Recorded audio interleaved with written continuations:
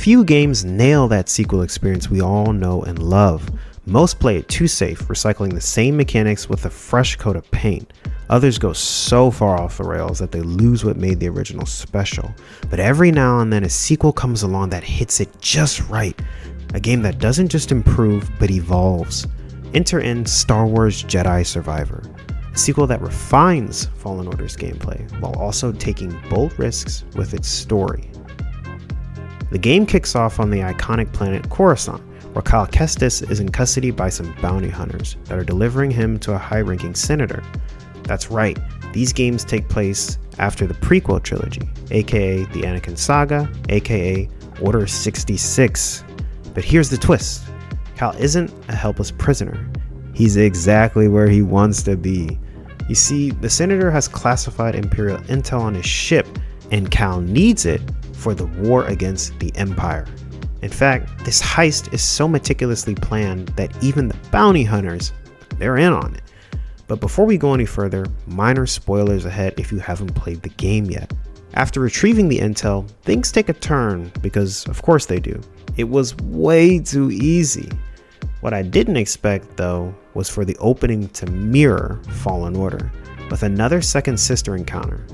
But this time, Cal doesn't just lose one friend, he loses several. Barely escaping the Empire's grasp, Cal crash lands on the planet Cobalt, where he reunites with Grease, who helps repair his ship. Soon after, he stumbles upon a mysterious droid and Bacta tank, setting off a chain of events that will bring him back together with old allies and the only bounty hunter from Coruscant who made it out alive. Let's do a quick character recap before diving into some story critiques. Now, it's been 5 years since the events of Fallen Order. Cal's rocking an awesome beard, but he's worn down and losing hope after years of fallen allies and mostly failed missions. Next up, we have Bode, the bounty hunter we met on Coruscant. He's not just in it for himself though, he wants to build a better future for his daughter.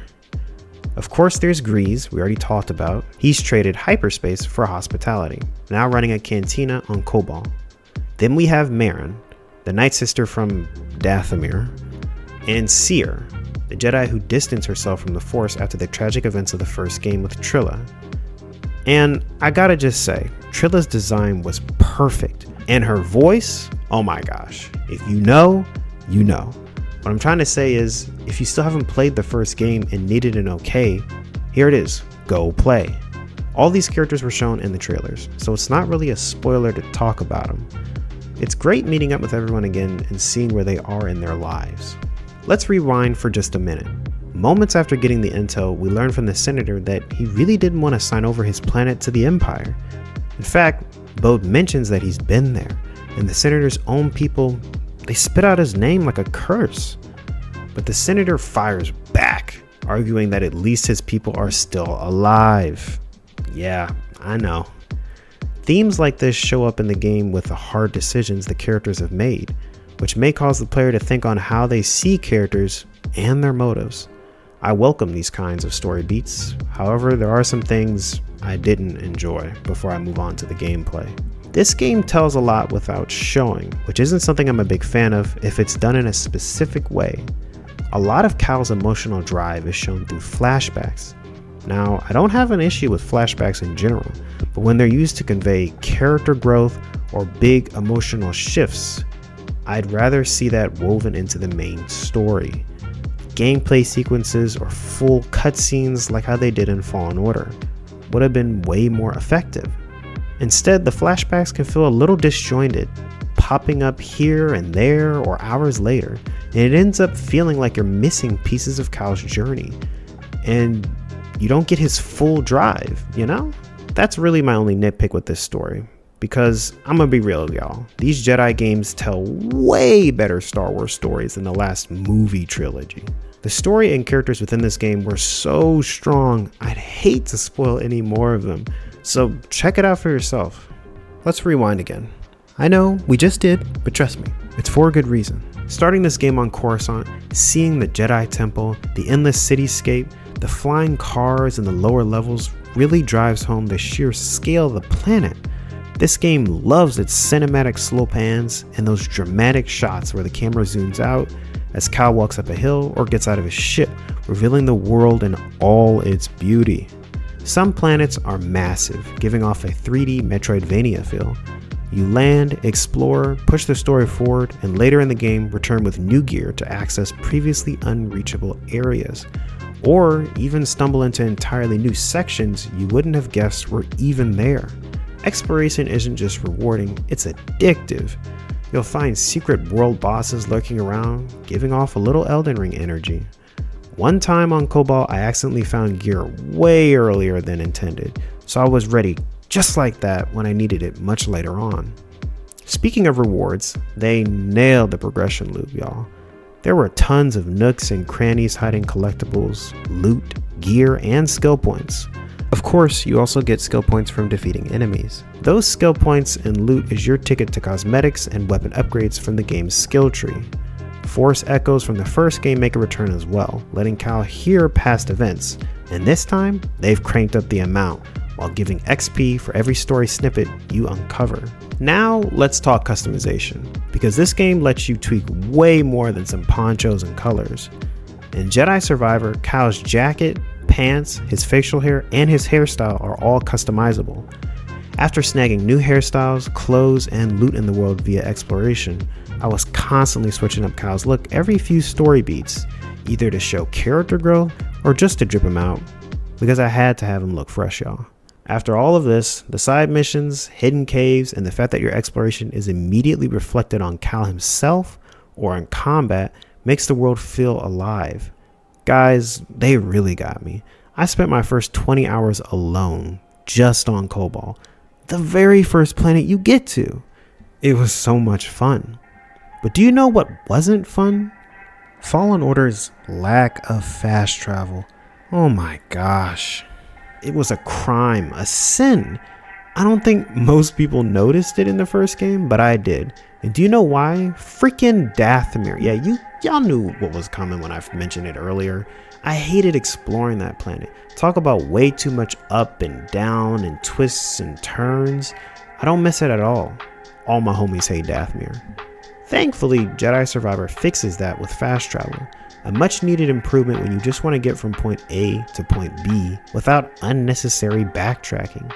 Now, I mentioned the game's 3D Metroidvania feel, but let's go a bit deeper. As you progress, some sections of Cobalt or other planets are so vastly different that I'd literally forget I was on the same planet. That's the best way I can describe it. And that level design was excellent. The verticality in this game is on a whole nother level from Fallen Order.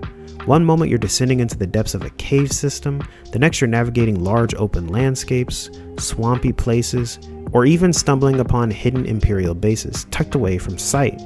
These places completely change the feel of the world, and if you're not keeping track, you will get lost, like me, multiple times. But that's what made it so immersive. I was fully locked into this game. Again, y'all, 20 hours, Cobalt. Platforming and combat in Jedi Survivor feels amazing right from the start. You pick up with almost all the moves you had in Fallen Order, and I loved that. Most sequels love to pull that, oh, you magically lost all your abilities through some whack nonsense story plotline, or just because they feel like it. Then you're stuck relearning everything. Sure, you do pick up new abilities, but who wants to redo all that old stuff? Not me. Let's talk platforming first. Starting with the double jump, it's like the game said, I know we know this already. Then on Coruscant, Cal builds the grappling hook, and that first time you use it, the rush of speed and extra mobility is amazing. I immediately knew this is going to open up so many puzzle areas and make exploration way easier than the first game. But wait, the game wasn't done yet. You can also mount animals and birds, adding another layer to movement and exploration for Cal. Now let's get into combat. Right off the bat, you get the lightsaber throw, which adds a nice ranged element to mix up the battle flow. But then the game's like, one lightsaber throw? Nah, let's give you the skills to throw two lightsabers at the same time. Yes, I love it. You start with the same stances from Fallen Order. Normal, double blade, so right from the get-go, you feel like Cal's in his element. Then towards the end of Coruscant, you unlock dual blade, And just when you think that's it, the game goes, what if we added even more stances? And I'm over here like, yes, please. There are so many combat options, it's ridiculously fun. You can boost damage or increase your swing speed. There's just so much variety. The combat flow has that Sekiro influence all up in its DNA. So it's all about mastering your pacing and posture mid-battle, and that's what makes it fantastic. You can fight in so many different ways. I ended up sticking with 2 stances for a couple of hours, then switching it up when I felt like it. It keeps combat fresh and exciting. Overall, I had an amazing time with this game. The story is solid, even with my small nitpicks on the flashbacks. I played this game on Master difficulty, just a notch easier than Grandmaster, and it was the perfect challenge for me. The gameplay, world design, and combat, yo, I was eating good. Plus, the Souls-like DNA is perfect. It makes the combat feel intense and gives the lightsabers that much needed weight. I know the game had some technical issues at launch. Sadly, most AAA games do these days, especially on PC.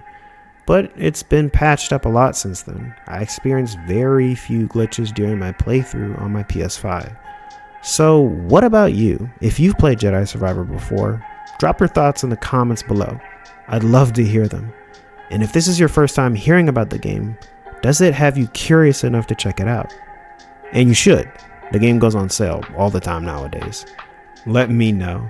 And as always, take care.